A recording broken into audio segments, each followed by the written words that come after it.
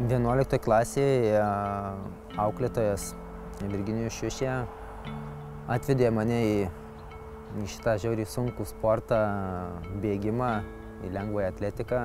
Baigęs mokyklą, stojau į Lietuvos sporto universitetą, treneriu. Nebuvo patys lengviausi metai, nes teko dirbti naktinį darbą, studijuoti ir dar buvo didelis noras sportuoti. Tai taip 5 metus iki magistro 1 kurso aš nakčia dirbdavau, dieną sportuodavau ir eidavau į paskaitas. Čia buvo priskirtas man treneris. Su tuo treneriu mes išdirbom gal pusę metų, nes nesutapo mūsų galbūt tikslai, nes aš negalėjau ateiti sportuoti tada, kada jis norėjo, nes man darbas prasidėdavo nuo 5 vakaro. Ten iki 3 nakties, 4 nakties visai būdavo. Tai aš stengdavausi, kada būdavo langai tarp paskaitų, prasibėgti. Tai išėjau iš to trenerio, pradėjau vienas sportuoti, vienam sportuoti. Manau, dauguma pritarsit, kad nėra lengva.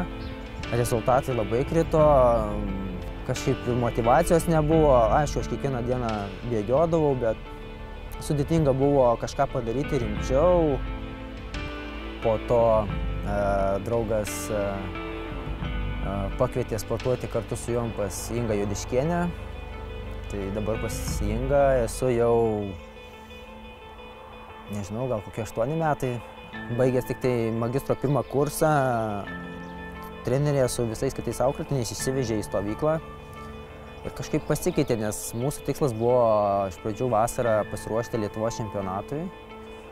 O rudenį buvo tikslas įveikti pirmąjį maratoną. Reikėjo sužinoti, kas tas yra maratonas, kas tie 42 kilometrai. Tai kažkaip stovykloje daug pamačiau, kad reikia darbą apleisti, nes sunku siekti sporte rezultatų ir kartu dirbti. Tai pabuvau gal 3 mėnesius bedarbiu. Tada jau galėjau sau leisti po 2 treniruotės, tada sumąstėm su trenerė bėgti pirmą maratoną. Su tuo maratonu džiaugiuosi, kad atėjo dar nauji tikslai, užsispyrimas. Aš kaip tik tai norėjau dar kartą įveikti, dar kartą pasiruošti, nežinau, kiek klaidų padariau, ko nepadariau, ką ne taip padariau. Ir kažkaip gerai pats pasiruošiau, viskas gerai buvo. Vilniaus maratoną laimėjau ir su tuo laimėjimu atsirado geras draugas Tomas.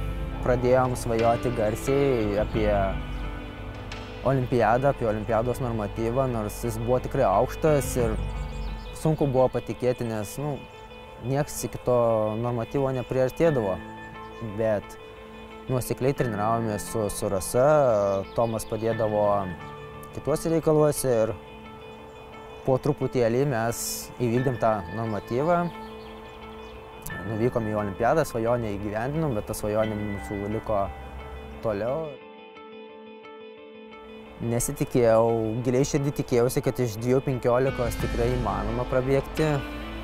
Norėjau.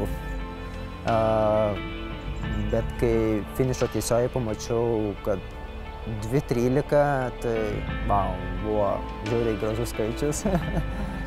Galiu tik pasakyti tiek, kad mano kelias nebuvo lengvas, rožėm klotas, visko buvo ir nuopuolių, ir traumų, ir prastų rezultatų, ir gerų rezultatų. Bet niekada nepasidaviau, kad ir kaip nesisektų, ar nesibėga, bet vis tiek stengiasi judėti, kad ir mažais žingsniukais, bet visą laiką į priekį link savo tikslo. Nereiškia, kad jei šiandien nesiseka, nesiseks rytoj. Negalima pasiduoti šiandien.